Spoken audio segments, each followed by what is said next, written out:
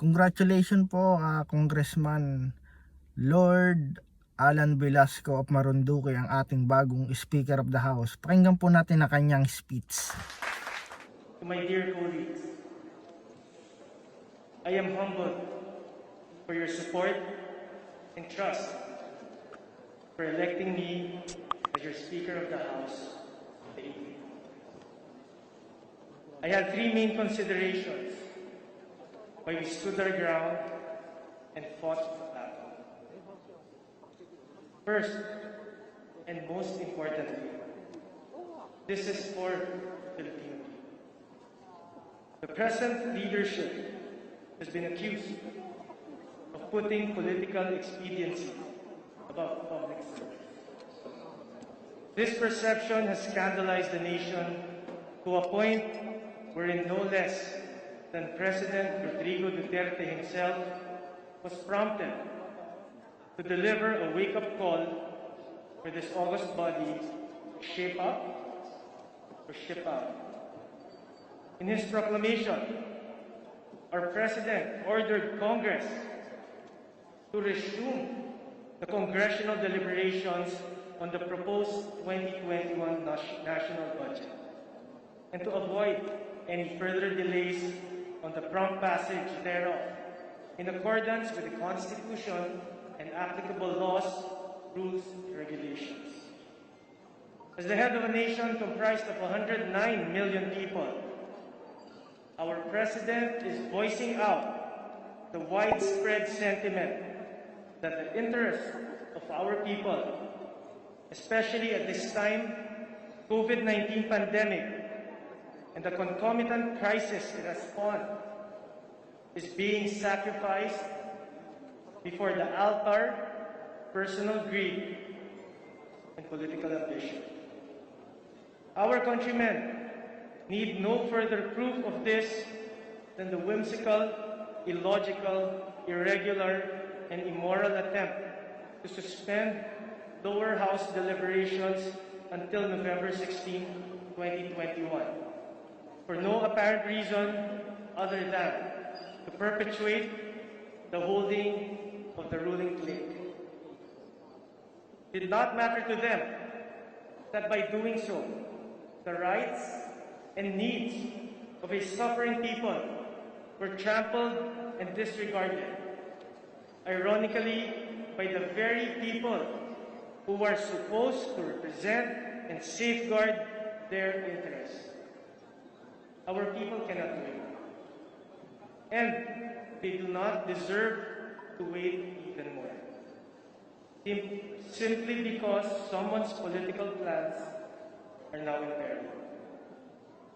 The second reason is to restore a sense of statesmanship to this august body.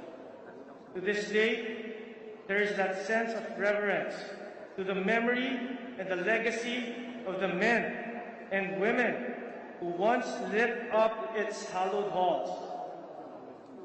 It is incumbent upon each and every one of us who follow in their footsteps to respect their memory by living up to the code of honor to which they swore and lived by. Recent days, the collective integrity of this body has been subjected to a nationwide uproar, sadly affecting many of its members who had no fault or participation. The proceedings and conducts the present leadership is such that the 18th Congress has become an object of derision and contempt by a people disillusioned with the workings of ambitious politicians. For sure, any level of redemption will require the collective commitment of every member of this august body. However, such a resolve has to start at the top, and it is to this end that this humble representation has committed to uphold and work for. Lastly, the third reason is for that time-honored and yet increasingly challenged virtue called bird of honor. When President Rodrigo Duterte brokered a term sharing agreement last year, there were no conditions or collectilia attached to it. The gentleman's agreement for two parties to serve alternately was sealed by a handshake, witnessed by the President himself. This was a bond of honor, stronger than any written contract. There is no need to open fresh wounds at this point, as there will come a right time for that. However, there is no denying that all this unnecessary turmoil we are currently experiencing resulted from the abject refusal to honor that agreement. There is no other way to look at it. In the increasingly futile machinations to reject that covenant, there is one principle that was ignored and silenced: the virtue we call word of honor. While we quote verses from the Holy Book and mesmerize with elegant passages from Scripture, the blatant irony is that the good book itself is a testament to God, honoring a promise to mankind and honoring His word. This humble representation apologizes to Mayor President Rodrigo Roa Duterte, the undisputed leader of this nation, who now stands assailed by the perceived rejection by this august body, not only of the agreement which he personally established, but this very person upon which that agreement was handed.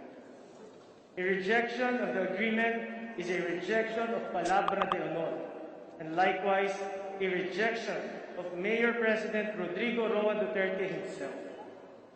This agreement is honored in the breach. What future agreement will not be subjected to doubt and disbelief owing to our failure to honor it? Let us show our countrymen that loyalty and fidelity to the promises we make are not mere conveniences for us. Let us be good examples of palabra de honor and demonstrate that our word is our bond. There comes a time in life that marks the destiny of an individual. This is one such time for this humble representation.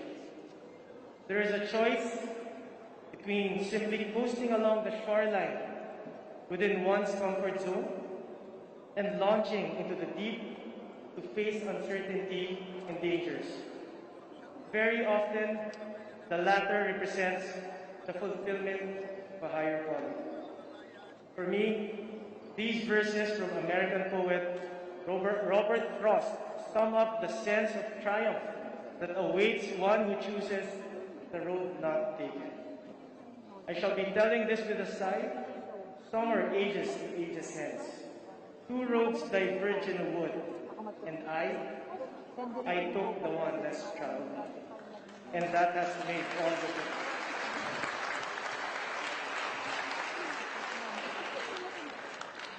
This is for our people, for this august body and this institution we call Congress, for the word of honor of our beloved President Rodrigo Roa Duterte, and for God who makes all this happen.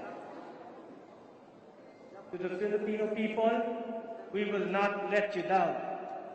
For God and country, maraming salamat po. Mabuhay po ang Kongreso, mabuhay po ang sambayan ng Pilipino. Majority Leader.